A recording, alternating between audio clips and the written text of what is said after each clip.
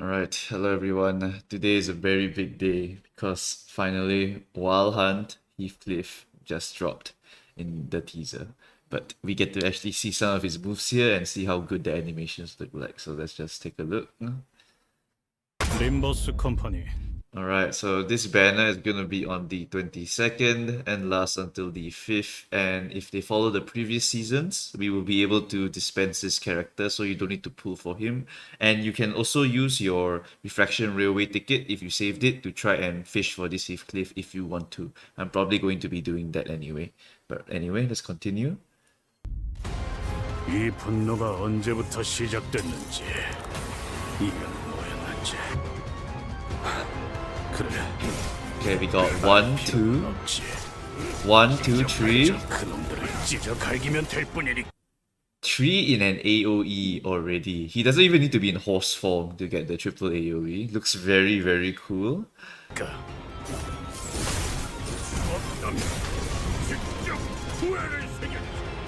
I can't tell. How many hits was that? Is that 4 hits? Or is it 2 hits? 1, 2, 3, 3? 2? Okay, and that right there is the counter mechanic that club president Kim Ji-hoon said he wanted to add to this guy. So even though Heathcliff is not even clashing with her, his counter skill is clashing with her, which is extremely cool. Oh, it's so sick! And does that force him into horse form? It forces him into horse form, it looks like, if you activate a counter.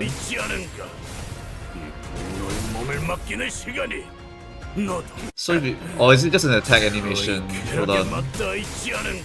Yeah, he just forcefully transforms into horse form when he does a successful counter attack, it looks like. I remember in the presentation by Kim Ji-hoon, he wanted to add the counter dice to the game, right? So if it works like how it did in Ruina, then you would have a skill that gives you counter dice. And if an enemy one-sided attacks you, you will be able to counter attack with this counter dice. So if this keeps winning the enemy skill, then you keep replaying this one dice, and then you just basically win. In our case, it will be like coin, right? You'll just be rolling this one coin versus all of the enemy's coins. It's like reuse coin.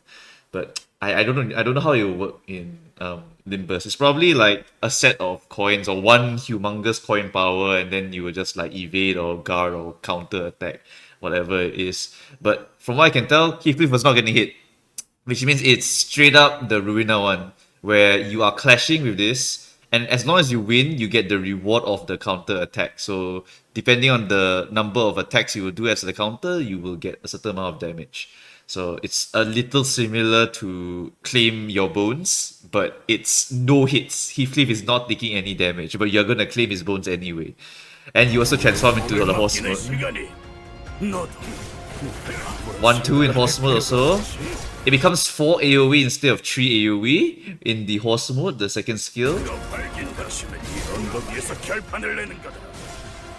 Okay, so that one was a bit too fast. I believe he killed Linton Gregor here, right? Yeah, Linton Gregor gets tapped by the mate here, right?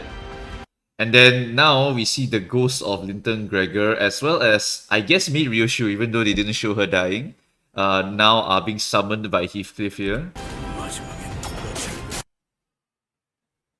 It looks like they're actually clashing, because I see an evasion here, and I see Nelly Ryoshu doing her AoE shenanigans here. Okay, she's hitting one target only. 1, 2, 3, 4? So his skill tree changes into a 4-hitter, it looks like. Oh, that is a sick animation. So that's his Wild Hunt mechanic. So if he's on Dullahan, he gets to activate Wild Hunt, which summons your old friends back as ghosts, it looks like. So maybe it's something along the lines of, if you lose an ally, Heathcliff keeps them on the field as long as you meet certain conditions, or as long as he's in horse form, or maybe there's a horse gauge or something where he summons all of them only when the horse gauge is full. I don't know. There's like so many different mechanics you can do. But the counter mechanic, right, makes him a beast already. if it follows Ruina standards, where straight up, as long as you have counter dice and you keep winning all your clashes with the counter dice, you can keep beating them up one-sidedly and you don't take any damage. That would be extremely, extremely strong. But I really wonder what the hell this Heathcliff is going to be doing. Is he going to be Unga Bunga? I'm guessing sinking. Like, my initial thought is to definitely run him with the Butlers plus Linton, and then Heathcliff will be like some big sinking payoff somehow. Echoes of the Mana. I mean, he's being run with Nelly, Ryoshu, and Linton, right? In this in the Dullahan mode just now. Like, you're supposed to kind of run with them.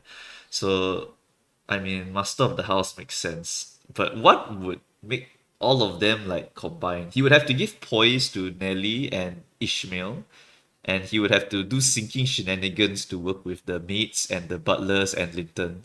So he has to have sinking, and he has to have some sort of mechanic for Nelly Ryoshu, or is Nelly Ryoshu just here to do AoE damage, or is it just for lore reasons? I don't know, but tentatively, I guessing he definitely has sinking in him somewhere.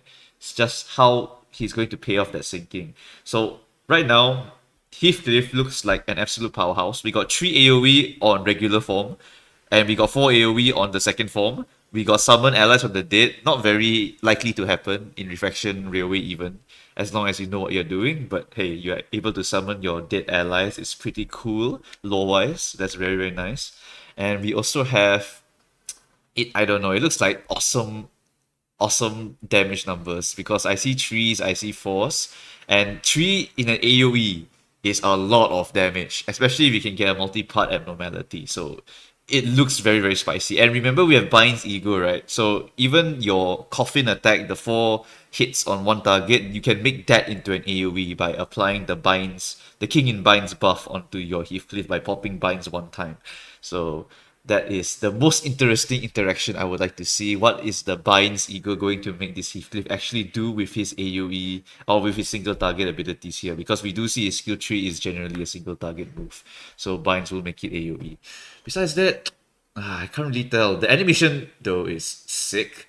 The fact that he has 2 phases, counter dice, and 3 to 4 AoE on his skill 2 does make him look like an absolute monster. And he is also the big season NID, which makes him 100% going to be a monster in some way. Either he's going to be some super assist monster where he just helps his allies do crazy shit, or he's going to be like a monster by himself in that he can solo the entire game because he has counter dice. I don't know. The counter dice definitely has to be balanced somehow, because if they don't balance the counter dice properly, right, they will break the game. I would basically solo the whole game with this one guy because I get extra action. If my actions, right, I can use a skill to get another counter dice stacked onto myself. I can just solo. I literally can just solo everything in this game. So yeah, I really can't wait to see what coins he has and what kind of synergies we're going to see with this character here. Really, really good stuff. And as per usual, the artwork only gets better as we go on. Makes me very excited to see the final ID for Dawn later on also. Like how much animation and power and art creep are we going to see? Is so damn sick, so damn sick. I honestly don't mind power creep in this game just because it's PvE anyway, so there's no PvP. I don't really care. It's just as long as the characters look cool, everything is awesome. I can buy anything that they're trying to sell here. It's really, really good shit here. Oh, I cannot wait. I cannot wait. All right, so that's going to be it for this little theory craft, I guess. If you have your own theories, feel free to let me know. And of course, let me know if how you think they might change counter. Because if they straight up took the Ruina counter, right, I think we're kind of cooked. I think this guy is gonna be ridiculously broken. All right, that's all, guys. I shall see you guys in the next video. Bye bye.